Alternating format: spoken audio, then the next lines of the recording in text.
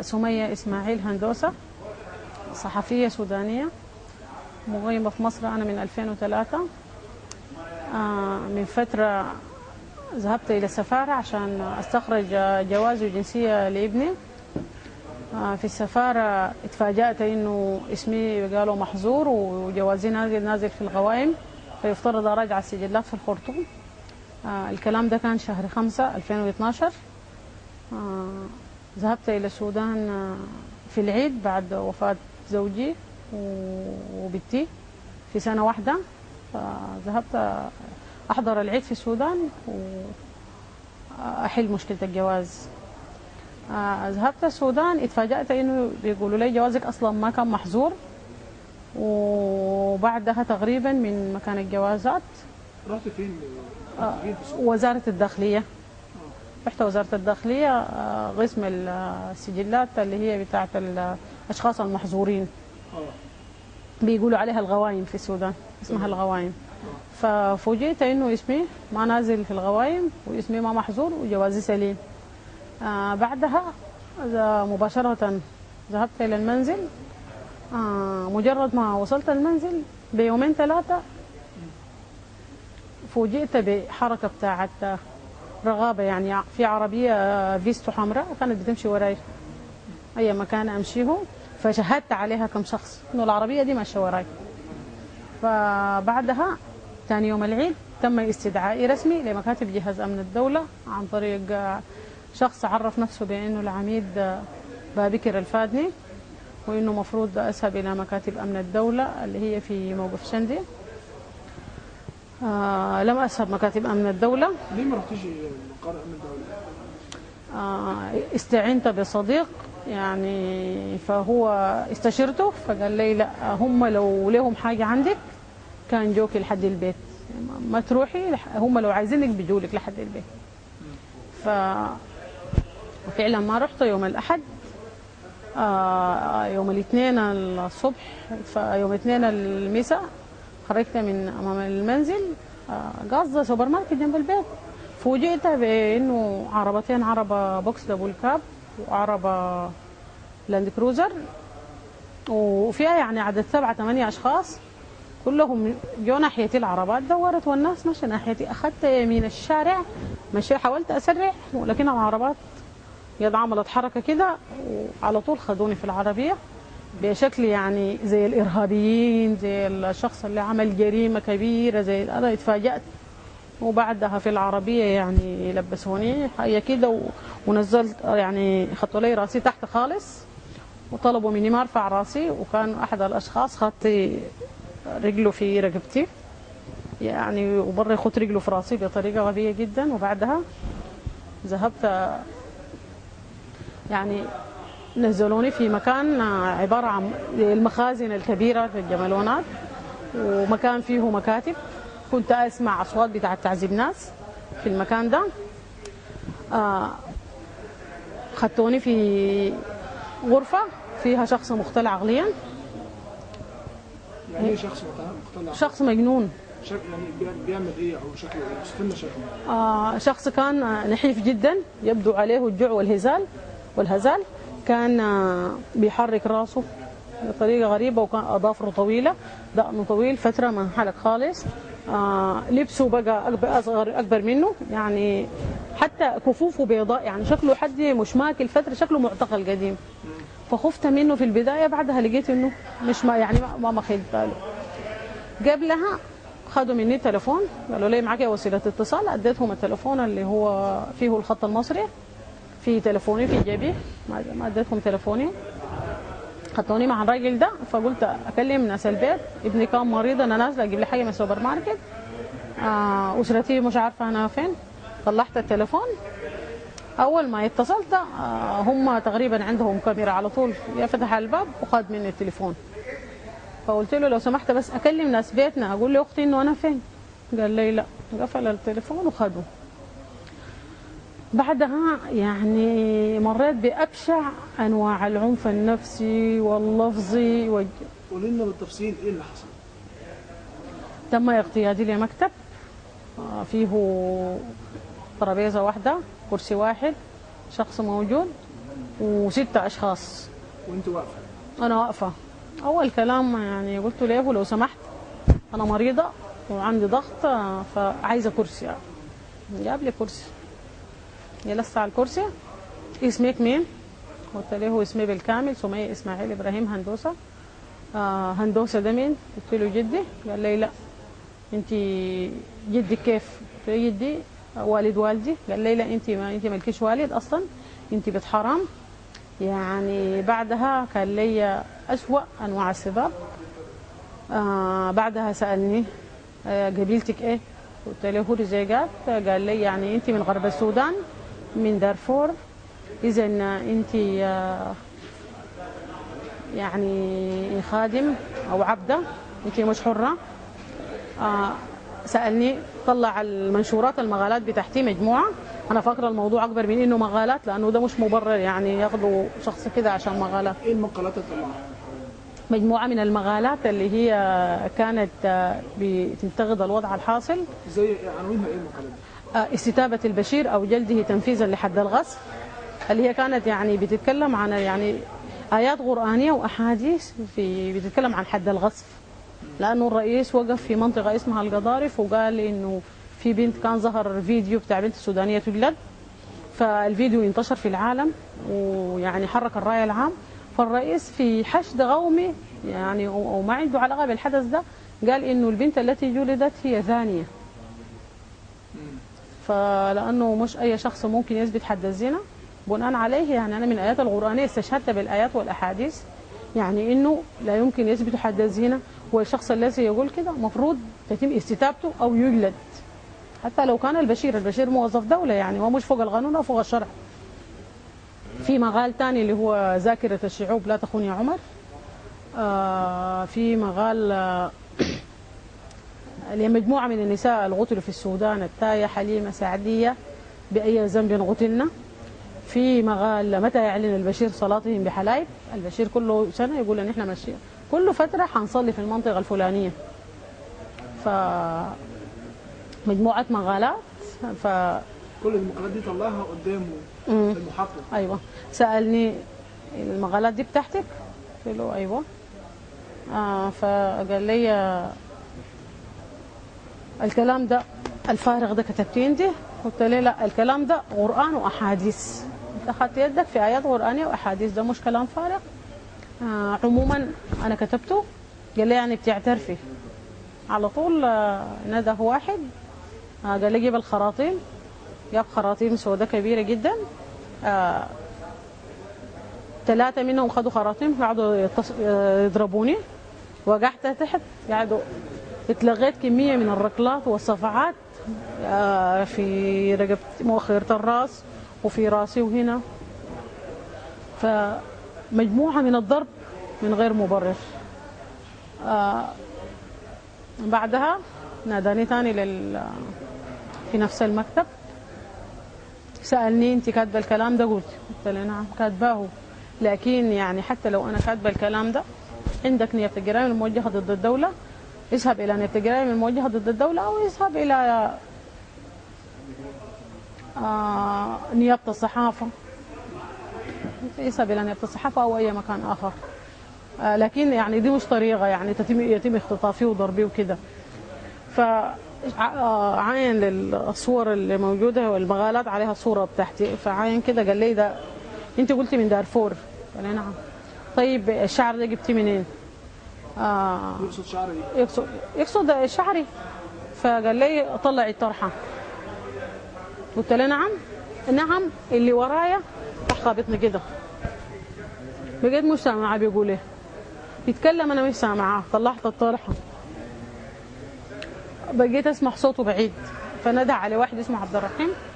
قال لي يا عبد الرحيم هات مقص، الشعر ده مش بتاعك، احنا ابائنا هجنوا امك والشعر ده بتاع ابائنا واحنا عايزين شعرنا. راح قاصص الشعر كله، خلاني بالمنظر ده. بعد ذلك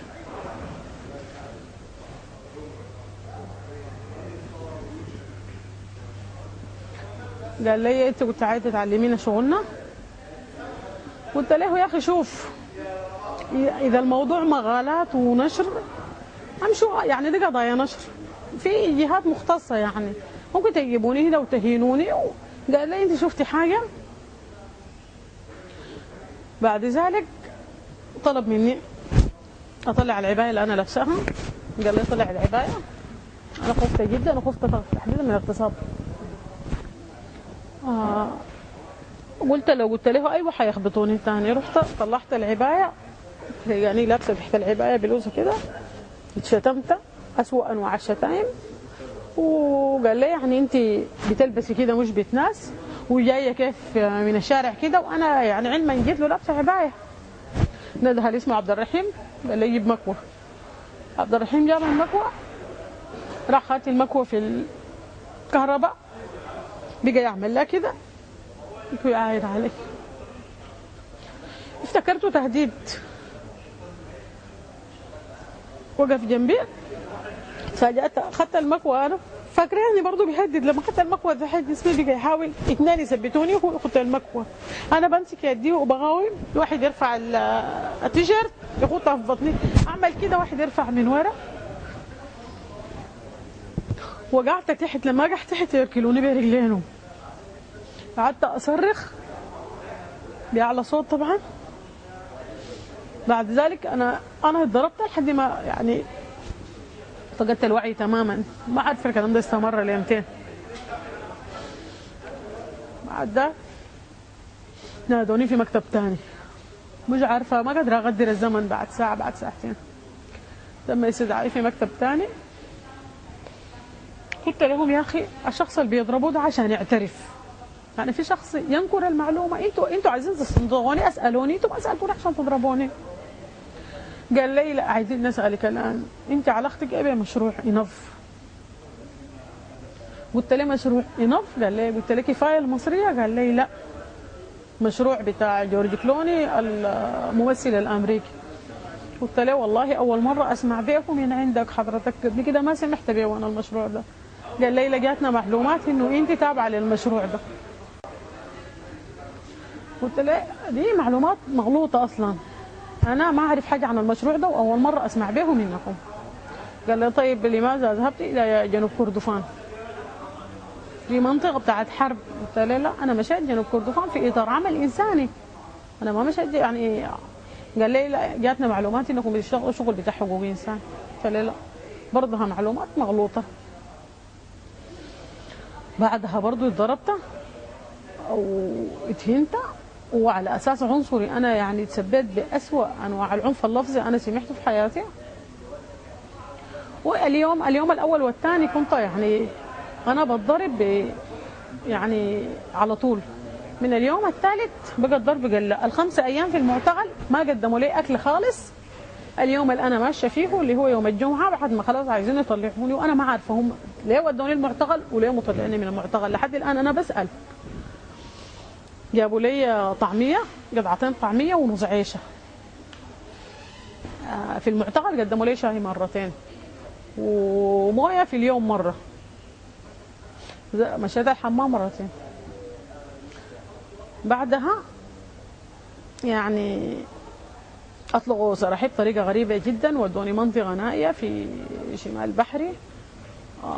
منطقه يعني هي كبيره جدا. اختاروا بقعه بتاع الطين، راحوا يعني ركلوني من العربيه على بقعه الطين، غزفوا لي شنطتي وراحوا ماشيين. مع ذلك انا عاينت، ويعني التقطت الرقم بتاع العربيه نزلني. فاكر رقم العربيه؟ ايوه 55 62. بعدها فتحت تليفوني لقيته فيه كهرباء على طول. دخلوا علي ناس البيت يعني قبل ما اتصل عليهم. فاخوي بيقول لي انت وين؟ عمي انت وين؟ انت وين؟ قلت له انا مش عارفه، انا في منطقه لكن في بيوت بعيده. مشيت ناحيه البيوت، قال لي خليكي في المحل انت فيه واحنا بنجيك. قلت له لا، هيجوا راجعين تاني ياخذوني. جريت ناحيه البيوت، شكلي يعني وشي وارم. الحته دي فيها زي مش عارفه لحد الان ما اكتشفت فيها كسر ولا. المهم الضرب على الرضق على المشاكل. على مشيت لقيت راجل عجوز عنده دكان، سالته المنطقه دي فين؟ قال لي دي منطقه اسمها السمره. فقلت له عمين وانا في منطقه السمره. فقام قال لي السمره دي في شرق النيل، في ام درمان. سالت الراجل احنا في ام درمان؟ قال لي لا احنا في شرق النيل. قلت له انا في شرق النيل. قال لي خليكي قبلك احنا بنجيكي. قلت له لا ابدا مستحيل، انا ما بقعد هنا عشان يجوا راجعين ثاني. سالت عن محل بتاع ركشه اللي هي توك توك، لانه قالوا ما في مواصلات في الحته دي. مشيت خدت التوك توك ده، اتفقنا معاه يوصلني حته فيها مواصلات، يتابعوا معايا اسرتي لحد ما وصلوني بعربيه. تقابلنا في منطقه السامراب، محطه اسمها اللسي. فعايزيني امشي البيت ارتاح وكده، فانا رفضت تماما. انا عايزه امشي القسم اعمل بلاغ، انا عايزه امشي المستشفى اتعالج. قالوا لي ده جهاز الامن وما بتطلع منهم بحاجه. قلت ما عايزه اطلع بحاجه، انا عايزه اثبت حقي. فعلا مشيت في المستشفى ام درمان، اتفحصت فحص دقيق جدا. قالوا عايزين اوريك 8. اداره المستشفى رفضت تطلع اوريك 8. رفضت ايه؟ ورفضت تطلع على الاورنيق اللي بموجبه المفروض انا اتعالج، اورنيق اصابه. المستشفى ام درمان رفضت تعالجك؟ لا، رفضت اصلا تستخرج الاورنيق فعشان انا اتعالج. انا من الساعه 1 ظهرا لحد الساعه 11 بالليل بين المستشفى وقسم الشرطه عشان تعملي محضر؟ عشان اعمل محضر، عشان بموجبه اقدر اتعالج، لانه العلاج من غير محضر ما يتعمل. اي نيابه رفضت تعمل بلاغ. في النهايه لقيت في نيابه بحري واحده سيده وكيل نيابه، حكيت لها الحاصل، وريتها الحروق اللي في جسمي، قالت لي انا هعمل لك البلاغ ما في مشكله. عملت البلاغ، وجهت لاسم الشرطه انه يتم فتح بلاغ، انه يتم استخراج اورنيك 8 للعلاج. اخذنا يعني يتعمل اجراءات اوليه. مشينا القسم، ضابط اسمه حسام وضابط ثاني رفضوا نهائي يعملوا البلاغ. احتجزوني في القسم ما يزيد عن 4 ساعات عشان قلت لهم الطرف الثاني جهاز امن. اللي هو امن الدوله؟ ايوه. بعدها ندهوا لي مدير القسم. انا قلت لهم خلاص انا ماشي، خليت العلاج وخليت اورنيك 8. قالوا لي لا ما من حقك تمشي، مدير القسم جاي. بعدها جاء مدير القسم، فرح حكيت له الحاصل شنو، عمل استجواب. قال لي لا انت ما تقولي جهاز امن، ما تقولي جهاز الامن، انت قولي دي ناس مجهولين عشان بلاغك يمشي. قلت له لا ده جهاز الامن، انا ما حقول ايه ناس ثانيين. قال لي لا يمكن عندك عداوه معي شخص ثاني. قلت له حتى لو انا عندي عداوه ما في شخص عنده امكانيات يختطفني بالطريقه دي من الشارع، يوديني يعذبني ويتشفى فيني ويحرقني عشان يسالني من مقالات منشوره في النت ومنشوره في الدنيا كلها. اتهموني اكتب، قالوا لي انت بتكتبي في صحيفه الراكوبه. انا اصلا ما حصل كتبت الصحيفه اسمها الراكوبه. قالوا صحيفه معارضه؟ صحيفه معارضه. انا بكتب في صحيفه اسمها المهمشين، صحيفه الكترونيه. بكتب في السودان اليوم، بكتب في الموقع بتاع العدل والمساواه السودانيه. خلوا المواقع دي وسالوني عن صحيفه الراكوبه، قلت لهم اكتب. قالوا لي بتكتب في المهمشين ليه؟ قلت لهم انا بكتب المقال بتاعي بنزله في الفيسبوك وتويتر، بعد ذاك الناس بيشيلوه يوزعوه، يعني ما انا اللي ببعث للناس مخصوص. قال لي طيب يعني من ضمن الحاجات اللي حصلت انه عشان المقال. المهم انا اتعكست عشان افتح البلاغ. في النهايه قلت لضابط الشرطه اسمع، الشرطه جهاز تنفيذي، انت افتح البلاغ وبس، حتى لو كان البلاغ ده في عمر البشير افتحه.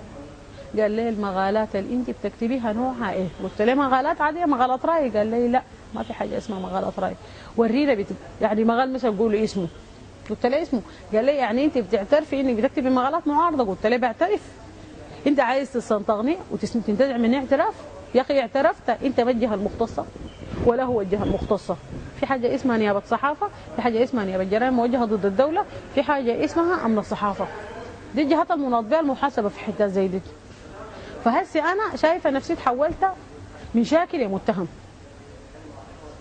فلو سمحت اعمل البلاغ، لا اما انا خصمي جهاز امن الدوله وانتو جهاز الامن والشرطه، لانه انت كشرطه جهاز تنفيذي افتح لي البلاغ وبس. قال لي البلاغ ما بيمشي لقدام. قلت له ما يمشي، بس انت افتح لي البلاغ لو سمحت. قال لي بدخلك في مشاكل. قلت له لو سمحت انا في كامل اهليتي، في كامل قواي العقليه، مسؤوله عن كل كلمه بقولها، انا عارفه حقي كيف واجيبه من وين. افتح البلاغ لو سمحت. عمل لي فعلا بلاغ ب 451 بتاريخ كام؟ بتاريخ 2/11/2012 اللي هو يوم الجمعه. بعد خروجي بقى ايه؟ بعد خروجي الساعة 11 أنا خرجت الساعة 1 ب 11 ساعة. بعدها وجهوا إنه أذهب للمستشفى. وقتها كان المحامين وصلوا معي مجموعة من النشطاء في مستشفى أم درمان. كانت في محاولة اعتقال للنشطاء اللي معي، فطلعوا الشباب بالباب الثاني.